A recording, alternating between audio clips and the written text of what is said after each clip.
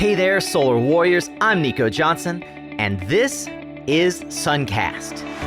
Each week, I pull back the veil on the life and business insights of clean tech entrepreneurs building the most noble and impactful companies of our time. I hope what you learn from this conversation is a catalyst for your own growth. So thanks for tuning in, and welcome to our tribe.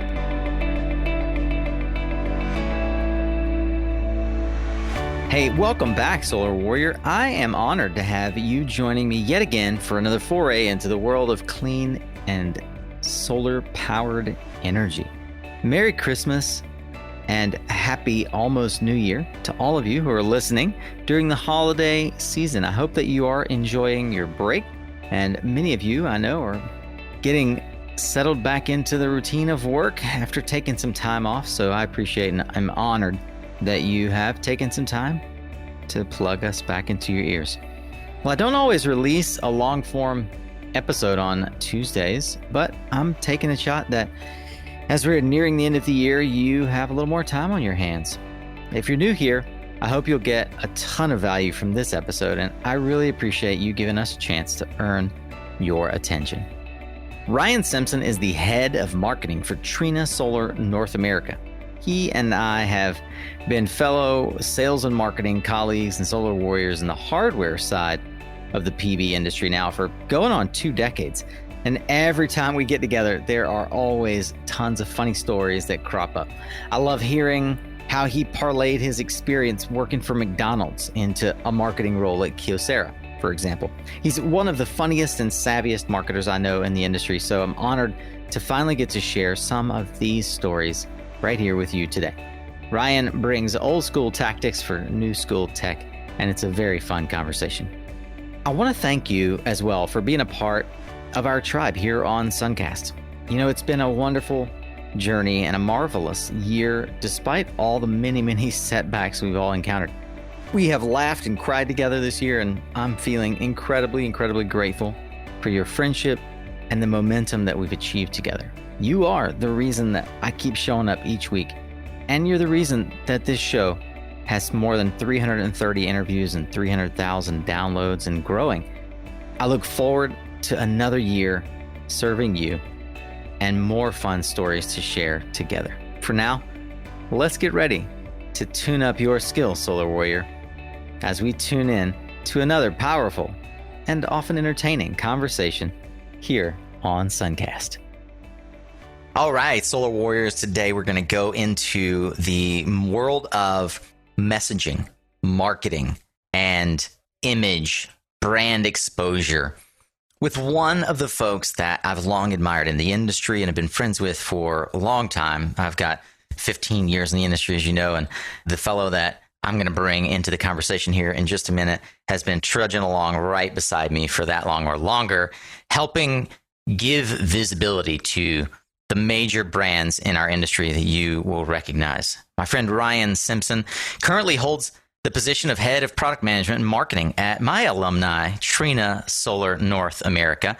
And I know a lot of his work from Kyocera, Power One, now ABB, Renesola, and Genlong. And I'd love to hear from you all where you first ran into Ryan, because he's one of the beloved marketers in our industry. But a decade plus of experience has given him a ton of knowledge about how to launch new products into this industry. And he's got some fun stories along the way about a lot of the things that, like spaghetti, you throw on the wall and see what sticks. With that, Ryan, welcome to Suncast, my friend.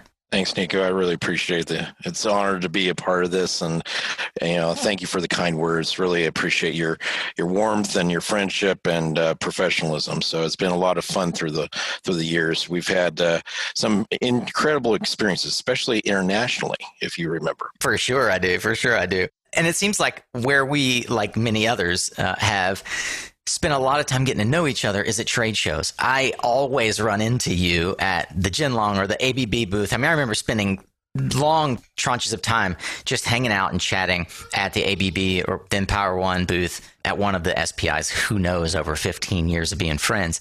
And by the way, before I forget, shout out to your former boss and mine, Rob Moon, who has been our sort of country director at both of our various entrees into the manufacturing world of solar. I think it's a really fun story. We'll probably get into it, but I told Rod that I was interviewing you, and he's really eager to hear this interview.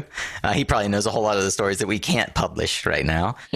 But let's talk about one of the stories that I think we can bring to light, and it speaks to this element of what I was referring to earlier, looking outside of our industry and adopting the marketing strategies that are working and allowing our industry to benefit from using these marketing tactics. So you had a career before you got into solar. And a lot of the way I typically will start an interview is like, what was the germ of an idea that sort of infected you with this bug we call clean energy? But yours is a slightly different path. You've been a marketer. You've been head of national sales. You have flown all over the world working on, paper products and the like. I'm curious to hear the story of how an account, namely McDonald's, and your work helping them to think more about how to at least appear renewable and recyclable, as it were, landed you a job at Kyocera. Before I got to Kyocera, which was me cutting my teeth in the industry, I worked for a company that was the second largest producer of cups and containers in North America, of which one of our main accounts was McDonald's, among others. And I was a project manager, program manager for that actual account. And one of the things that was difficult was looking at the recyclability, because most of the time they used a paper product. And a lot of people don't know this, but a paper cup from McDonald's is actually got a gluing process in place and doesn't allow you to recycle.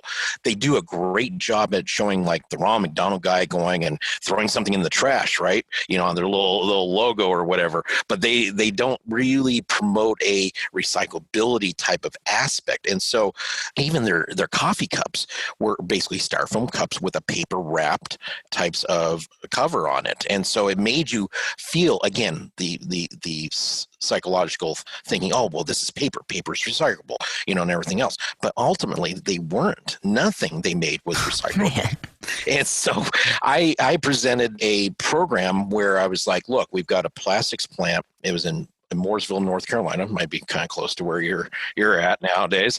We said, look, we can make a cup based upon polypropylene. And this is kind of back then, this is a new kind of plastic. And what it was is it was a almost indestructible plastic. You know how some plastic just kind of crumbles like in your hand, but this you squish and everything, and it would go right back to form. It was also very recyclable, and so I said, look, we could really position McDonald's as this way before. You're talking about 20 years ago. This is way before really corporations got into the whole, hey, let's look at the carbon footprint. What are we doing to save the environment? And all that other stuff. Now you see commercials today for Amazon and what they're going to offset in the next 10 years and everything else. That wasn't even a thought in a big brand like McDonald's. They're like, yeah, whatever.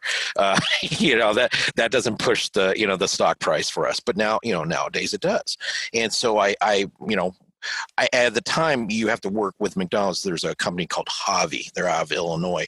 They're the main procurement for all of McDonald's. And so I presented it to the main management there. I said, look, this is where the future's going. You need to look at, the ability to show that you're more than just a consumer of product, that you're actually a steward to the whole process, right? And so we showed that how we could make colorization on the cups and do all sorts of graphics, and we even apply the Monopoly game, which was very popular at the time, where you take the little sticker off, see if you won, whatever you've won. And so that was part of the presentation and that, and they started to slowly adopt it in regions. And now it's like, you go to McDonald's, you'll see a PP on the bottom of a very plastic cup. That's polypropylene. And that was our idea. But the company I was working for, like any other company, was going through its ins and outs of finances and everything else, and going through layoffs. So I was like, look, I positioned, and I wrote a huge white paper over it and marketing and everything else. And I said, there's something to be said about this. And so, at the time, back in like 2006, 2007, when I was trying to get into the solar industry, it was still like the old guard, like Kyocera before that was Golden Genesis, and, there was Shell and Arco and all sorts of companies that were really kind of the founding fathers of the industry. I had no experience. in PV. And so to cut into, and being with a major manufacturer was a hard deal if you had no experience, unless you were the son of someone or whatever, right? But my first interview, which was a tough one, and you'll know the name Tom Dyer. He passed away a few years ago, and then he was very staunch and the old guard, and asked me a bunch of questions that, I felt like I failed miserably after that interview. But that's kind of what got, I got past that and went through a few other Rob Moon and other interviews and everything. And they all asked me, well, you have no experience whatsoever. What the hell are you going to do to help us here? I said, look, it's not about, knowing PV. I can learn PV. Give me 6 months. I'm a quick study. I'll learn it. Right. And this is what I can bring into the industry. We have to position things for customers. And at that time, residential was real big. Utility was nothing. Right. It was all about residential. And so positioning a consumer, like saying, look, this product is more than just something that gives you power. It's something that helps the environment, and showing all the different metrics of, carbon, offsetting and everything else, because that was still pretty new.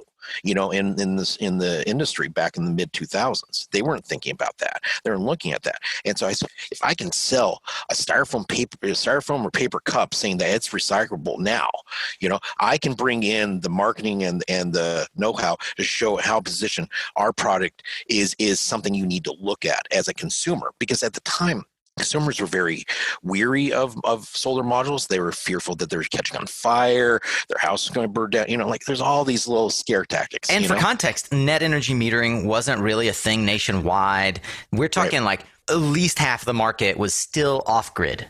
Oh, yeah, absolutely. Yeah. And that was what Kyocera was famous for, was designing all the off-grid systems and doing these, projects in other countries to help with water, pumping and things like that. And so it was still a little novel idea of, well, residential was just cutting in. There was only a couple distributors, there were traditional PV ones. Did I miss how you got the interview? Well, it was a funny story. It was advertised, and again, this was before any kind of real websites or anything like that. It was advertised in the paper. The what? The Arizona Republic. Okay? I was going to say, like the Arizona, the Phoenix Herald. Yeah, the Arizona Republic. You used to see little job ads, job opportunities, because the internet wasn't as prevalent as is today. Who posted the job ad? I'm curious. Well, it was the HR manager at the time. Okay. Somebody that worked for Rob. Yeah. And so it literally, I answered it. No, the way I answered it is I literally did the cover letter, my resume on really nice paper. This is and I went to actual Kyocera office, and I dropped off with the front desk person. No way. And I said, this is for, and they said who the hiring manager was. I said, this is for this hiring manager. And I totally did it that way, as opposed to just sending it and it goes in some pile. I said, yeah, this needs to be given to this person. He's been waiting for it all day. Yeah, that's amazing. I said something like You're that. You're such a good marketer. I love it, man. I love it. Well, you mentioned Kyocera was a pioneer, not only in the United States, but globally, and in particular, one of my markets of expertise, Latin America, in off-grid. At the time that you got to Kyocera, where was Kyocera positioned globally? What were the products they sold into the industry, and how were they trying to sell them from a marketing perspective? Yeah, back then it was a different story, as far as the top 10 players in modules. It was predominantly Japanese. You had your Sharp, Sanyo, Panasonic, Kyocera and things like that. And so there were no Chinese manufacturers. There was still the advent of the Germans, certain German manufacturers. The Japanese were the top ones. The positioning at that time was really to sell to off-grid. You look at Ameresco. Ameresco became this giant, kind of company at the time that Kyocera helped to get into the off-grid types of systems and that. And then the rest of it was through true PV distribution. You had the old DC power systems and Sunwise and all those before they became what they are today. And it was really to sell to predominantly residential. There was a little bit of CNI and, virtually no utility, because there were no RPSs at the time. There were no reasons for utility in that. Well, in those early days, given that Kyocera was predominantly focused on off-grid modules and you had no experience in PV, I'm really curious, what was your on-ramp and what were some of the early marketing tactics that you employed? A, how did you educate yourself? How's that potentially different from today? And then after that, where did you start to dig your heels in and go, wait, we can do this differently? And what were some of the ideas that you brought to bear? Yeah, so that's a great idea. At the time, it was obviously you sit in enough meetings and that, but one of the things they did was they brought in, and it's still a very prominent part of our industry, is the Solar International SEI, right, out of Colorado, and they brought them in for 3 days. Or 3 or 4 days to teach us how you size systems, how you design them for off-grid and everything, using batteries. So there were a lot of folks like you that didn't know anything about PV? No. I was one of the few, honestly. I entered Kyocera. I mean, it was a gauntlet, and Rob or anyone would tell you from that time period, it was a gauntlet of people that just had vast amounts of experience, 10 years at that time, but it was mostly all in off grid, right? And so there was very little grid tied type of experience. And so it was really for the people that had not had that much experience really in the design side and things like that. And that me being a marketing, or I actually call myself a marketeer, because I'm like, that's kind of like my function, is like to be a little bit edgy on the tech side and the business side and understand how to position things. What does that mean, marketeer? I always said, it's like I'm dangerous enough to know enough about the technical side of, to teach it and to educate, right? Yeah. But I'm not an engineer by trade. Don't ask me to explain the PN junction, but I can tell somebody who knows nothing about it. I can draw you the greatest IV curve and tell you what I and V mean and where the sweet spot is. And I can do 101 and 102 education on that. But you get me, into a lot of the deep dive technical parts of it. Marketeer, like engineer. Got it. Okay. Yeah. So that's a little my coin thing. Man, I love that, man. We got to make a t-shirt, Marketeer. Hey, so look, early days, you're jumping in, SEI's training you, you're bringing in all these great ideas. What were some of the fun early ways that you made an immediate impact at Kyocera, or maybe not so immediate? Like, how'd you spend their money wisely? Well, I love spending money. So it's one of the things that I got challenged with, and it was actually a legacy product. It was called MyGen. And Rob Moon came to me and he said, "Hey, I'm thinking we need to kind of dust this one off. It was from years ago, and we can make our entry into the residential kitted solution." And so kids were all the rage. Kids were the rage. It's kind of like boy bands back in the 90s. This was the rage for the 2000s, were kits for PV, right? And so I just was like, okay. And so I had to like really kind of think hard here, like, because there were a lot of just grandfathered ideas. Oh, we should just use SMA. We should just use this and this module and just kit it and put it together as a bundle, right? But I was thinking, like, do we really want to just do a bundle like we did before? Because that obviously died at the vine over some time. Or should we look at how do we educate a new blood of installers out there that have never done PV? And so my thought was, and because Rob was like very like, hey, you got to get this done in 2 months. And I was like, Rob, I can get it done in 2 months and it'll be just as good or bad as the last product we had, or you give me 6 months to a year and I'll get you something that is first class, and we'll deliver it, and everyone will follow us. We'll be a leader as opposed to being a follower. And so he was kind of hemming high about that, and I was like, well, this is the way it goes. And I think, if you brought me in for my ingenuity and my good looks and things like that, right? So let me show you how I'm going to market this product correctly. So what I did was I went after and this was very infant in the time, is looking at, and nowadays people would be like, well, duh, yeah, of course, but electrical, contractors, electrical distributors. And this is pre-CED, coming up, right? Like way pre-CD, before what's his name had really kind of thought of doing it. Christian, yeah, that's right. Christian and Stevens. So, and like, right. And by the way, like Beacon wasn't into solar at all. Like none of the things that we all take for granted. You were lucky, you kids. Yeah, exactly. And there was, by the way, like for context, folks, there wasn't an Aurora or a helioscope. There was barely Andy Black's on-grid tool. Like sizing and design was done at best in TurboCAD and lots of other small, simple ways, right? So just want to make sure people are understanding the framing of this. So instead of you going to SMA or Fronius, which is kind of like the Pepsi and Coke, the Mercedes of the industry, you took a different approach. I did. I went to a company called PV Powered. They're out of Bend, Oregon. They got bought by Advanced Energy, and eventually Advanced Energy went out, of the PV business. But anyway, they were coming off a year of like 20% failures. And so they were trying to like right the ship and everything else. I said, look, sometimes you have to take a leap of faith on a company, especially if they've got good technology, they've learned from it, and you're able to like go in a direction with them, because SMA and Fronius at the time were the leaders of the pack, and they weren't going to touch me unless I committed, 1,000 inverters a month or 500 inverters a month or something crazy, some crazy number. And so I needed a company to take a leap of faith with me, at least on the inverter side, to say, let's grow together. Let's try this concept together in order to put kits together, right? Because at the time, we had no real market other than our current market of distributors. And what I was trying to do is tap into the alternative market with roofing and electrical and everything else that today is very standardized, right? And again, looking at the design tools, it was very archaic. It was looking at it, believe it or not, Google Earth was just launched. That's right. And they had a SketchUp little didn't exist. sizing thing where you could go from point A to point B and say, oh, that's that many meters or that many feet or whatever. And I taught these classes to all the installers. I taught thousands and thousands of installers. This is how you do it. This is how you size it today.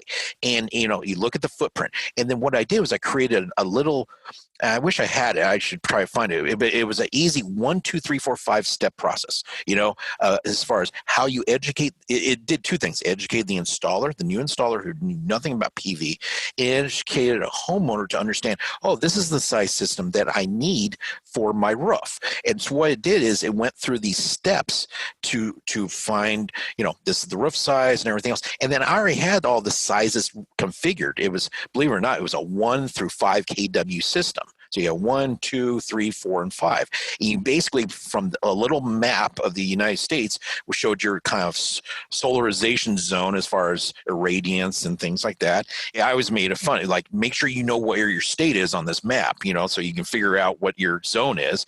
Look at the chart, find your system. That's the system that goes on your roof. So I made it a very simple, process, right? Aside from all the financial and that kinds of education, that was a whole nother subject. But I tried to make it easy for someone to say, oh, I need a 3.5 kW system because I'm in zone 4, and this will get me this much kW back each month or each year. And so it was easy for installers to understand it, explain it at a kitchen table. And it, in fact, was such a wild success that I remember at one of the first SPIs I went to, we made it into a giant poster on the floor so that people could help understand this is how you size a Mygens kit. Now, the other thing I did, Nico, which was everyone gave me a bunch of crap about, but it is what it is, right? So I'm like, you know what?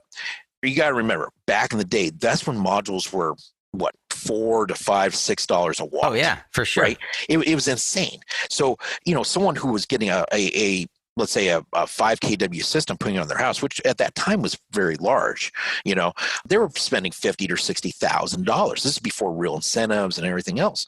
And so I said, look, this is no different than buying a luxury vehicle, a BMW, a Mercedes, anything like that. Oh, right. This is your catalog. This was my user manual. And so I created, it was a full user manual with all of our partners, because we had PV Powered, like I said, we had Unirack as our racking partner, which was, at the time, the number one residential racking system. And I had all the drawings, the single line, 3-line drawings in there. I had all the installation manuals. I had everything to design the system, install the system. But what I did was I made it so like seamless, because I took everybody's manual, made it look like one giant manual, and then I made it a very glossy, almost like tabletop book that you would put on your coffee table. And it looked like a manual you would find in the glove compartment of a Mercedes or BMW. And so I use that as a selling tool, saying, look, when you buy the system, you get this really handy dandy manual, as opposed to some couple pieces of paper stapled, on a corner and say, yeah, here's your manual. I try to kind of glamorize it a little bit and do a little bit of like, ooh, type of effect. And so from that helped. I mean, people were like asking me to like sell them the book, because they wanted to like have it for themselves. Even some people were asking me to autograph it. I'm like, I didn't write it, That's but awesome. okay, I'll sign it.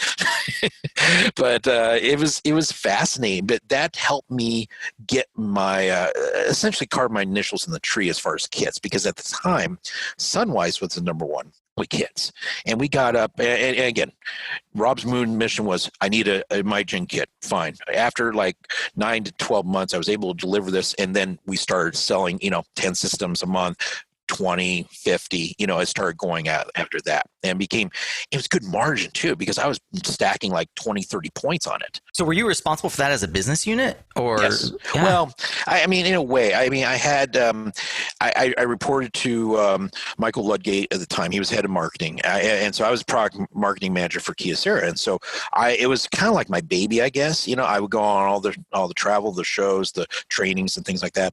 The other person that helped invent MyGen at the time, his name was David Falk. He was engineer. He was with TUV after Kyocera. I'm not sure where he's at now, but he's still in the industry. But he's the one that helped me with all the engineering design, right? And make it easy to understand for customers. And he would come out with me and travel and everything else. Funny thing about David is he's 6'8". So we always had a little trouble finding a rental car that would fit, both of us, in That's there. hilarious.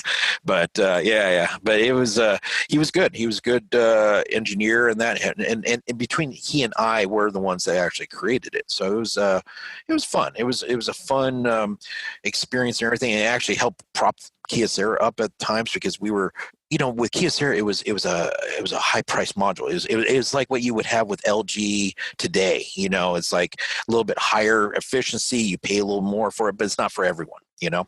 And so that's where the dance began. A lot of people paid for exactly that customer experience that you helped create. One of the things that I remember that was really fun, you came up with a lot of slogans, and some of those slogans made it onto stickers. I remember chatting with some of your colleagues about that. I didn't even realize that those ideas came from you. You have this penchant for fun, right, and infusing fun into the process, and you want to make people laugh, but also appreciate what they're getting. Yeah, that's a little bit part of my sarcastic sense of humor, a very dry sense of humor, by the way. But that was a trade show where we, at SPI, we were it was pretty new. Prius was a brand new type of product, from Toyota. Everyone wanted a Prius because of what it was.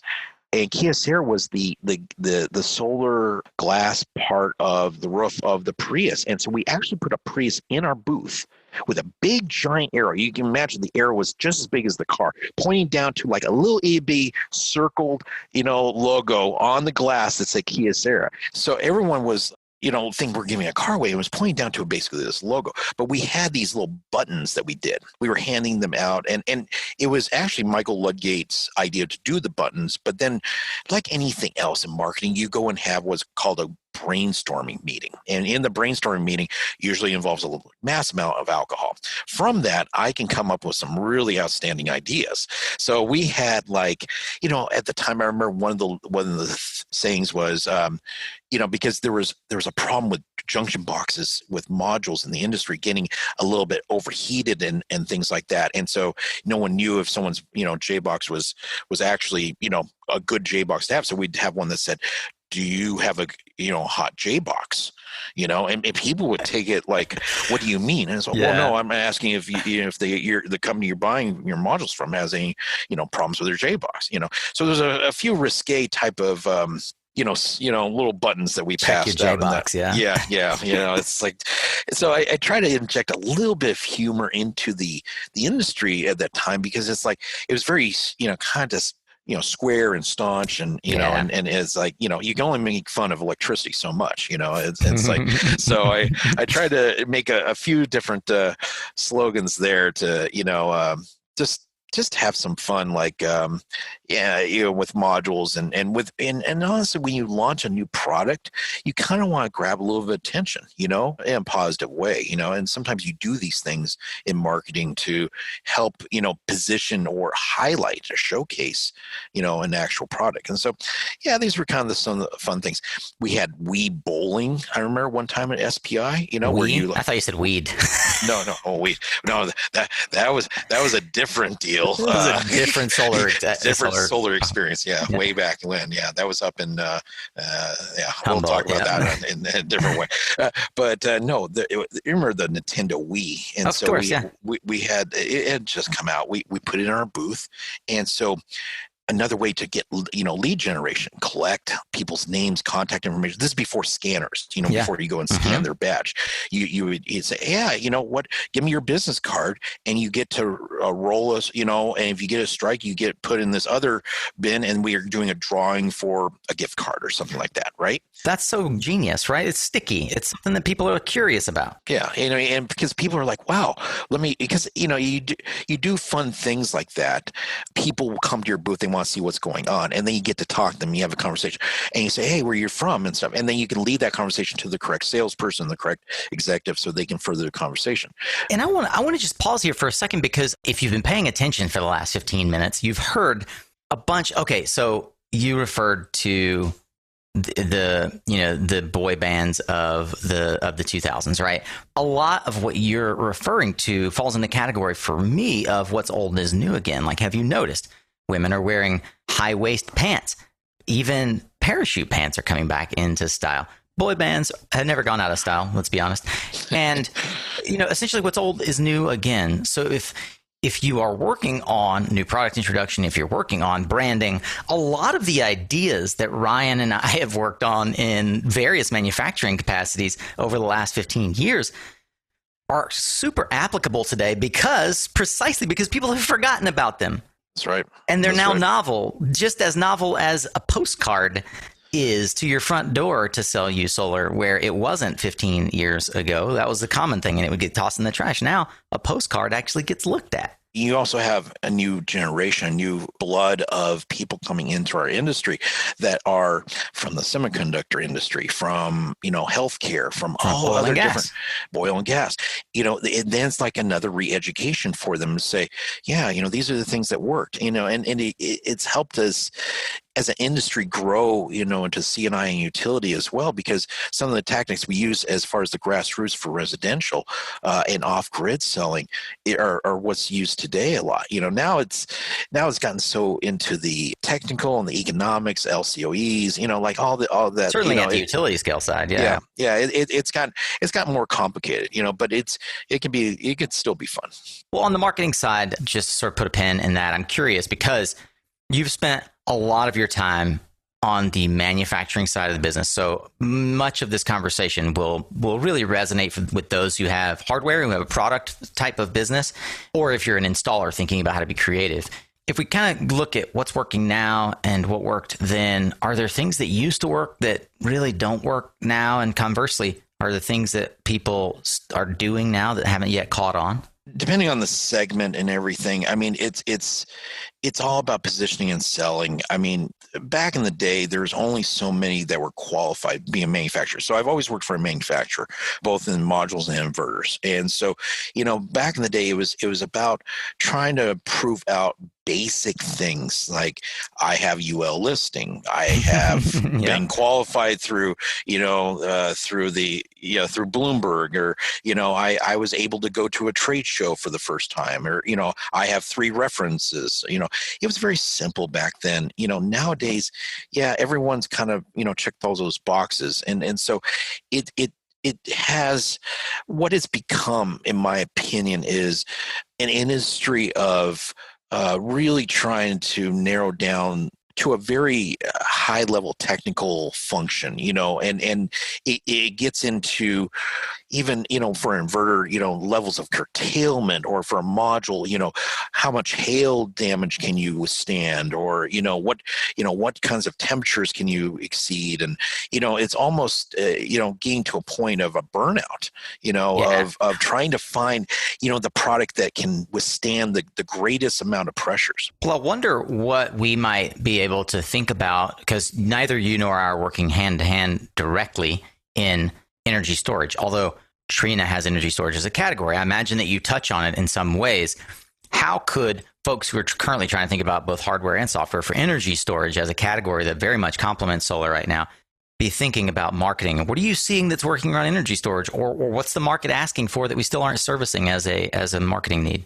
If it was me, let's say it was me back 15 years ago, I was just getting into Kyocera, and all of a sudden storage became the number one thing, right, that people were talking about.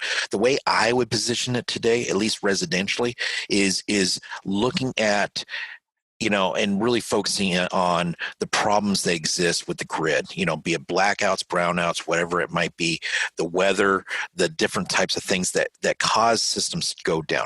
I think there's companies today that are doing a great job. I look at a company like Generac, right, that makes generators that try to tie into the system, storage. Right? Yeah, and it's like a storage and things like that.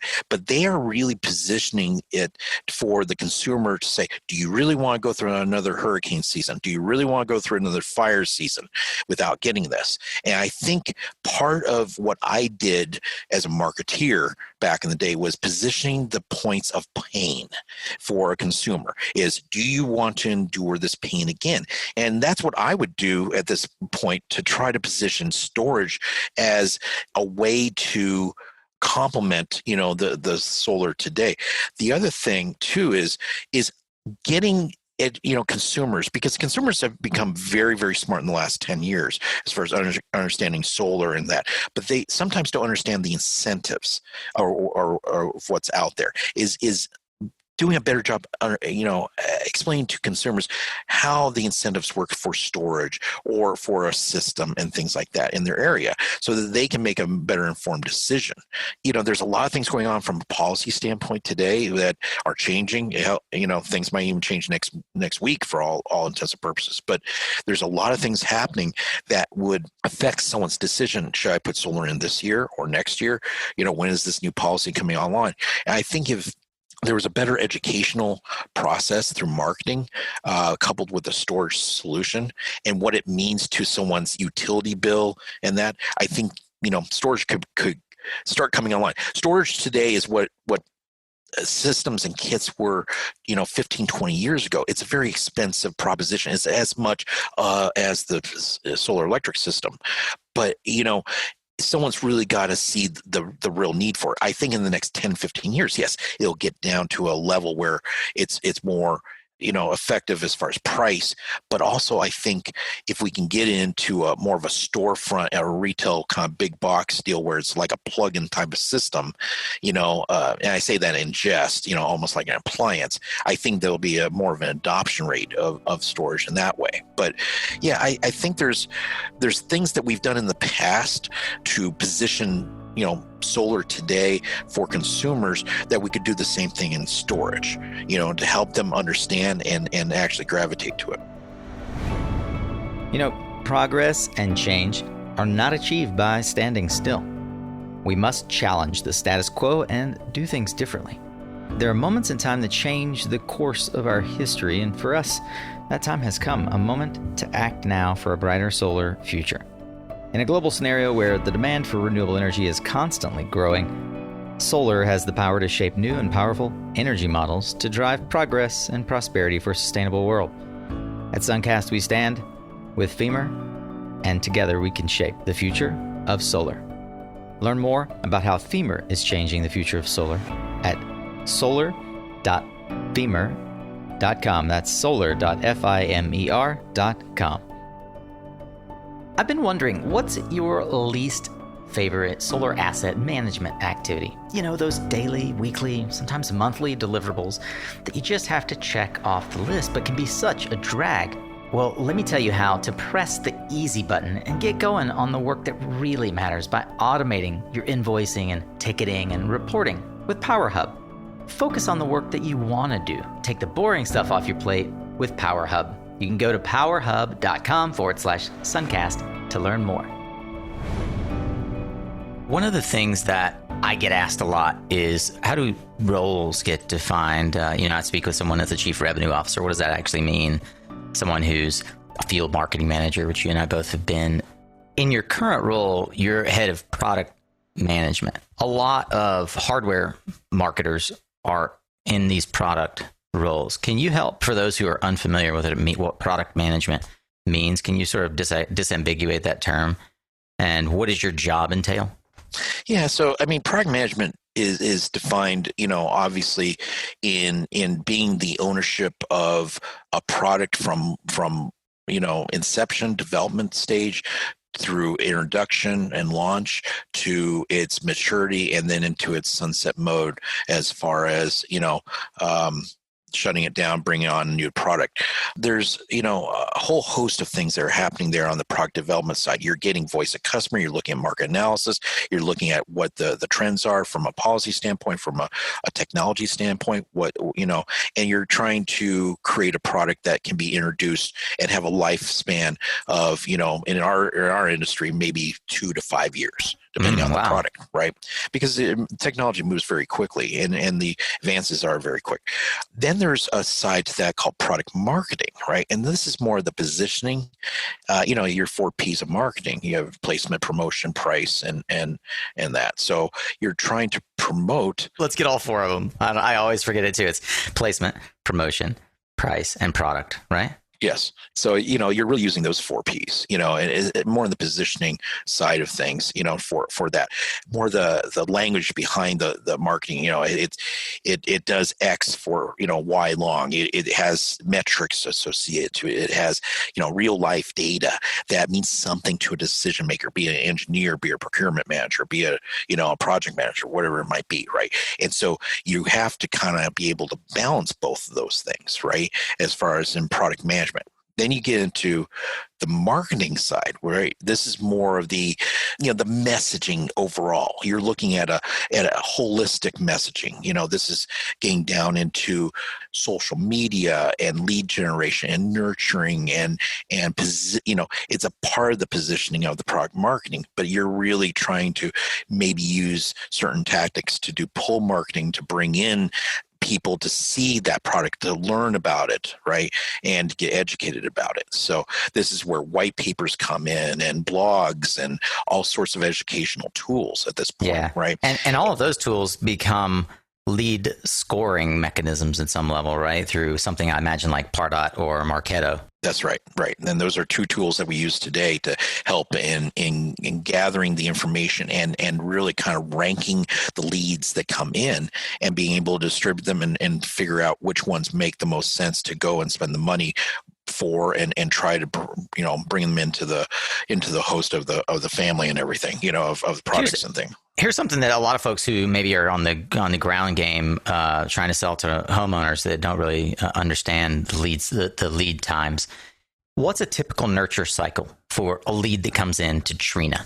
When you've got that lead, what are you held accountable to for showing an ROI over what period of time? It depends on the segment, and that. So, I mean, if you're looking at, like, we have utility solutions, called Trina Pro, where we're putting together a racking tracker system that we own, and our bifacial modules, that lead might come in, like, let's say today, but then there's a nurturing period of trying to get them to understand certain aspects from the technical side, right? And that could last about 3 months. And then the lead itself to be turned into a sale could be well over a year because of just projects, timelines and things like that. Yeah. So 15 to 18 months is a typical turnaround from lead to contract. I would say so in that segment, yeah. Right? Yeah. But you get a lead from a homeowner. You get those from times. I mean, we get them from Facebook and Twitter and things like that. Yes, I'm interested in your product, and that's a pretty easy one. That can be converted within a month. Yeah, and that one you'll kick down to one of your partners, and that's as a manufacturer. That's a pretty easy one. What products have you led to market at Trina? Yeah, the last 3 years of our modules, I've helped launch. right now we're in the precipitous of actually launching our new 19 and 20 series modules, which is our 520 to 600 watt modules. So now modules are starting to get into that range of wattage. Just when I first started with Trina, we were just getting into 350, 375 watts, for utility. Now we're and for context, when I started at Trina, we were at 250. Yeah. So this is where I go back to saying technology is advancing so quickly, right? And so we have to keep up with the times and that.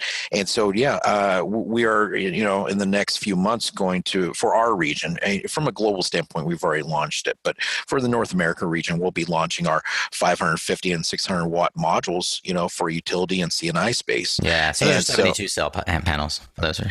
Those what we used to call 72 cell. Yeah. Now are they half cell now?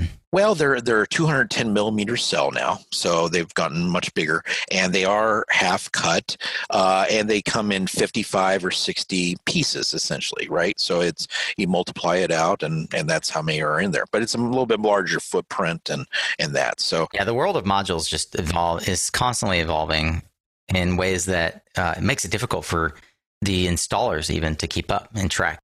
How, as a product manager, are you engaging with that audience to make sure that you're not over innovating and that you're not bringing things to market that actually complicate their lives? It's an awesome question, Nico. It really is, based upon my experience, going back to Kyocera and to Power One ABB. This is where, the difference makes, in experience, because I right away had our team jump on talking to all the top inverter partners and all the top tracker partners, so that when we're going through the design elements, we are looking at from a mechanical and electrical characteristics, making sure we weren't making something that an inverter couldn't handle, and that a tracker couldn't handle. And surely enough, you come into these little road bumps in that. But when you create, one of the things I love doing, and it speaks volumes of what I did with my gen, is create the business partnership relationship with the cross segments of. So I always try to make great relationships with all the inverter and racking tracker companies, because we're all kind of in together. And if I can have these relationships where we're working on co-development and roadmaps together, then we can launch things that make sense, where we said, yep, we've checked this box with these partners and they're on a so-called AVL, right? Approved vendor list, for those who are unfamiliar with the jargon. And also they can pull you into deals and vice versa. I got laughed at, I remember very clearly, in a sales meeting, where part of my presentation was the Nico system, right? Because it rhymes with ecosystem. Yeah. But it was all the industry partners that I was working with that were bringing me into deals. And there were numerous ones, right? What I hear you talking about as well is something I've seen on the inverter side. SunGrow do really well with their partnership. For example, with Swinnerton, they have gotten a number of their products have come to market because of a titan like Swinnerton saying, this is what we need in the market, right? Does that happen as much on the manufacturing side for modules? Not typically, although one of the things that we do is we have sync meetings. It depends on who it is. It could be SolarEdge, SunGrow, whoever are the leaders. I will have quarterly or monthly meetings with them, just to kind of share roadmaps and our discussions, so that when they are going to designing and that, they're hitting the right marks with the technology in that. So it's typically no, unless it's something that's revolutionary. Like right now, there is a big push for very large wattage modules right now. Most of the industry now has launched at least their 500 watt and upwards modules coming here in the next year.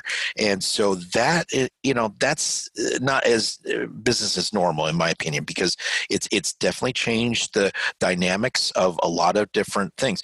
And one of the things too is it's changing the way installers will have to do things too. And that messaging, I believe we really need as an industry, need to approach all the key installers, the EPCs, the developers, and that, hey, you know what, we're raising the bar, we're changing the format.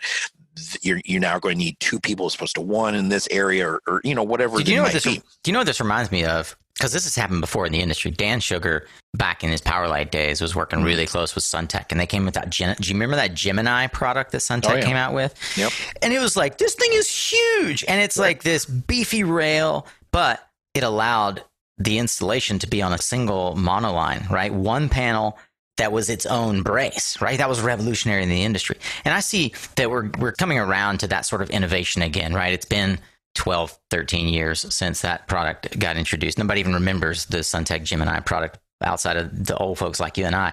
Candidly, I think it's a great time right now to be the Ryan Simpson of 2006. You're coming from a company that marketed to McDonald's, but you just know that your job is kind of, it's not going to say meaningless, but it's not really contributing to a legacy for our children. And you want to get into clean energy.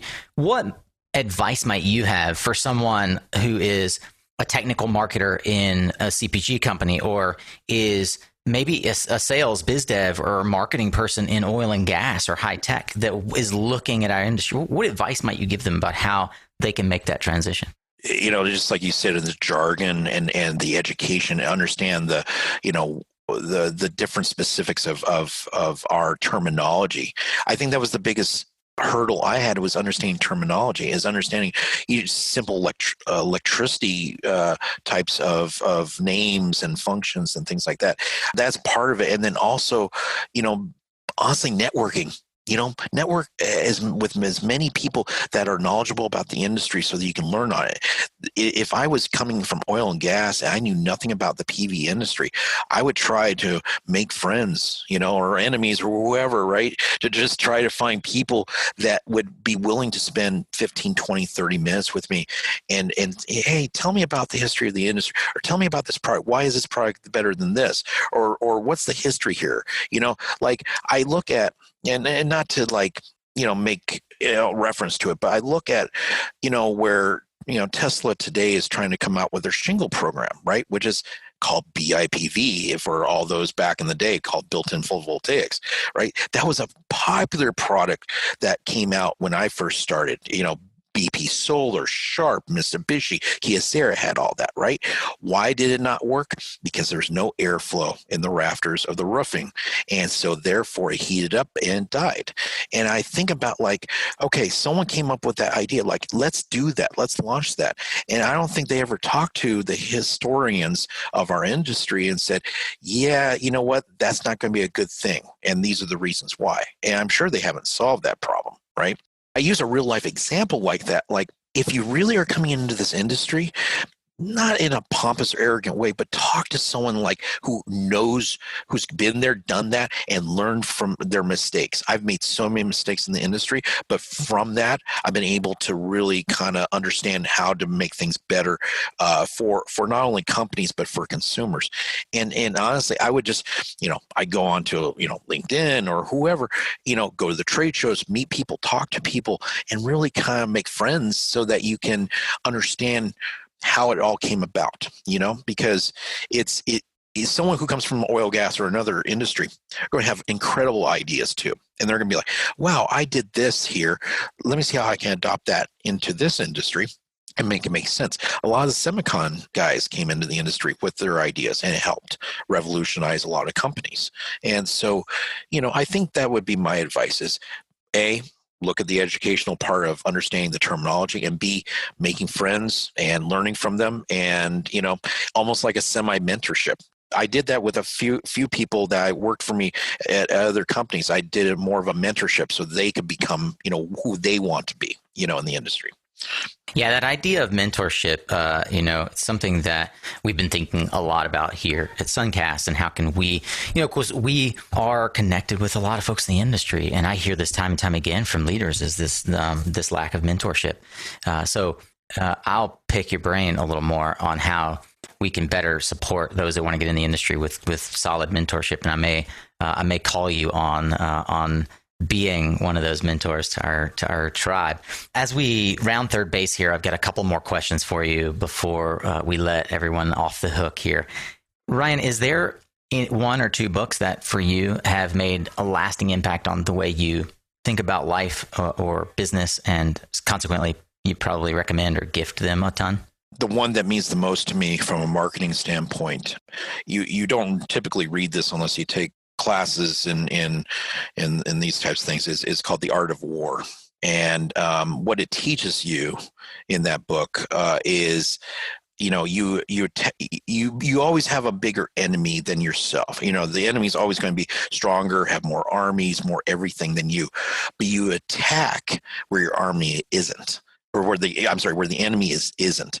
And you start chipping away at that. And so, it's always been my approach when I look at positioning products and launching products, because there's always going to be someone bigger and stronger than you, but you can then grow your brand, your products, your company to be that big if you start attacking where they're not positioning their products, where they're not marketing their products, and growing that, from up, that point. So that's one of my books that it lends itself to me as far as my philosophical thinking, right, in marketing.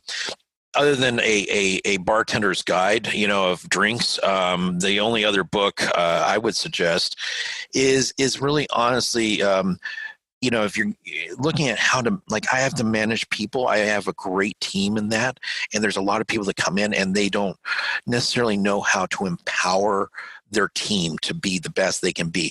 And so I have a couple books that they're written by some of my professors from the past, and what they talk about is postmodern management, and is basically allowing you to empower your team to make the decisions. You're there to support them. But what it does is, if you look at a pyramid and you flip it, the people on the top are the C levels and everything else. But if you flip the pyramid upside down, it should be those people are supporting every level going up. And so I always, anyone that works for me, I give them the opportunity to run their own ship, so to speak. I want you to make the decisions. I'll be there to support you. If you make a mistake, I'm there to back you up, and we'll learn from it together, right? And I think if you give people more autonomy and the ability to actually, do their job as opposed to micromanaging, you'll get more out of them.